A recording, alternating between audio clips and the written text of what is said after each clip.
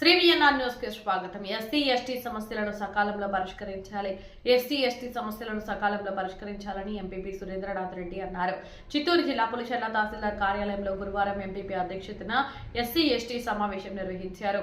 ఈ సమావేశంలో ఏపీ వ్యవసాయ వృత్తిదారుల యూనియన్ జిల్లా మహిళా కార్యదర్శి బండి పార్వతి పలు సమస్యలు, దళిత సంఘాల నాయకులు గ్రామాల సమస్యలను ప్రస్తావించారు. తహసీల్దార్ జయసింహ మాట్లాడుతూ ఎస్సీ ఎస్టీ సమస్యలను సత్వరమే పరిష్కరించే విధంగా చర్యలు తీసుకుంటున్నామని అన్నారు. గతంలో ఎస్సీ ఎస్టీ మహిళలు ఇచ్చిన వినతి పత్రాలను జిల్లా కలెక్టర్కు పంపడమైంది. వారికి ఖచ్చితంగా న్యాయం చేస్తామని అన్నారు. సమస్యల పరిష్కారంలో ఎలాంటి జాప్యం ఉండదని, ఎస్సీ ఎస్టీలకు సమస్యల పరిష్కారంలో అధిక ప్రాధాన్యత ఇచ్చే విధంగా రెవెన్యూ సిబ్బంది ముందుంటారని అన్నారు. సమస్యల పరిష్కారంలో అందరూ సహకరించాలని కోరారు.